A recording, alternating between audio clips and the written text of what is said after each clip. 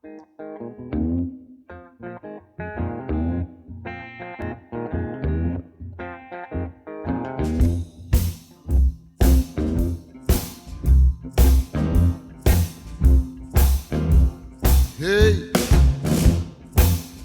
this is hit for the baby. A two-digit positive number is divided by the sum of its digits. Find the maximum and the minimum values which can be assumed by the resulting fraction.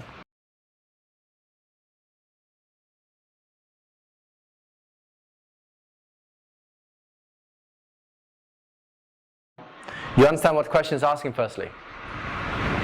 So when you read something like this, try and picture something in your head. Two-digit number. Picture one yet? Quick, pick one in your head.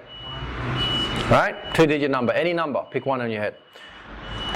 A two-digit positive number is divided by the sum of its digits. Got it? What do? So say for example, what did you pick, Daniel? 63. And then it's divided by the sum of its digits. So you divide by 9. The answer is 7. What did you pick, Elizabeth? 10. Divided by the sum of its digit is? So this answer is 10. Got it? So can you see that you can produce different answer? The question wants, what is the maximum answer you can get and what is the minimum answer you can get? Do you follow? Now, this problem is in fact one that even a year 6 can tackle. No, I'm not insulting you. Let's take the truth. Let me show you how year 6 tackled this problem. Starting point. I'm not going to show you the whole thing. And then, so when the problem seems hard at first, try to build simple examples in your head to help you. But when you want to actually solve the problem, do not use specific example like 63 or 9 or 10 on 1. Do not use those. Try and use those examples to make the problem easier for yourself. Okay, let's have a look.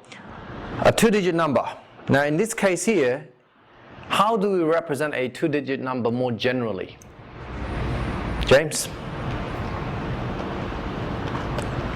We let the two-digit number be?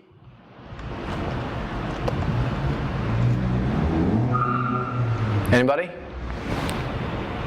Come on, you're in year 10. You're going to senior years.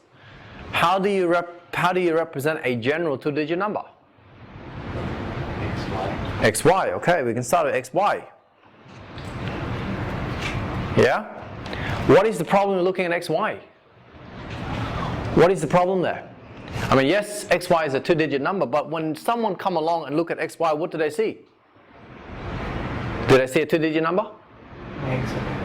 They see X times Y. Law of algebra, isn't that right?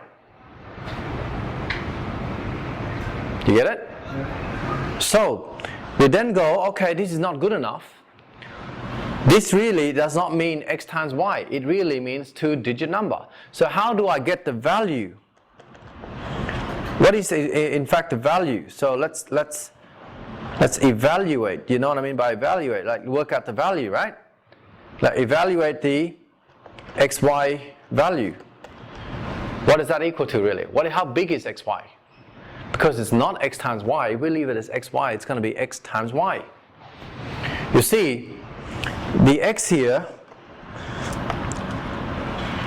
in our thinking for this, in thinking in terms of evaluating XY, we have to go like this.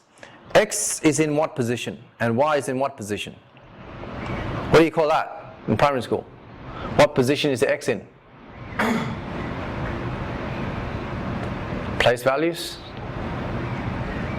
Okay. Yes. So place values would be tens and units. You learn this in primary school, do you agree? Okay, so that means how many lots of tens are there here? You have X lots of tens, right? X lots, oh, give me a second, get more space for you.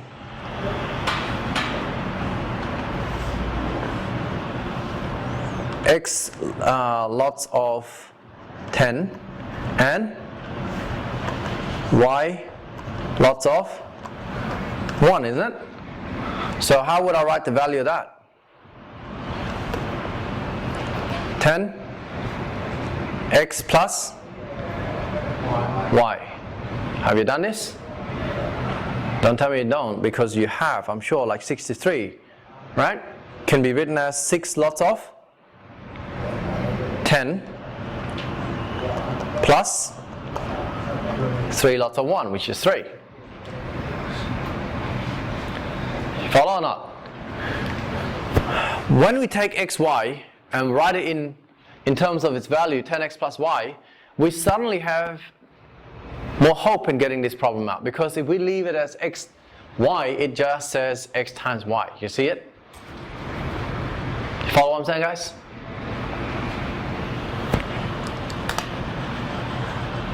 Okay.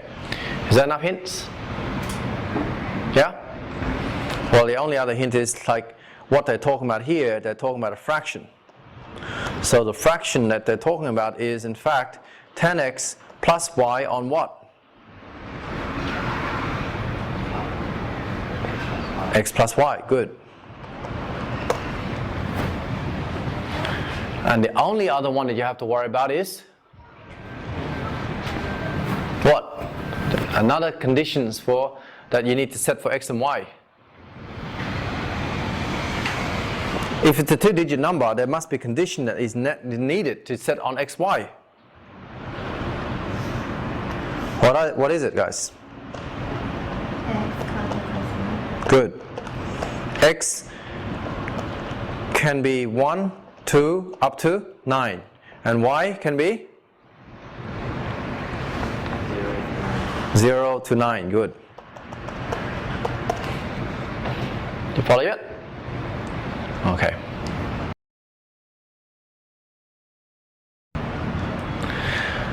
This I end the sample of what you missed out during the holidays.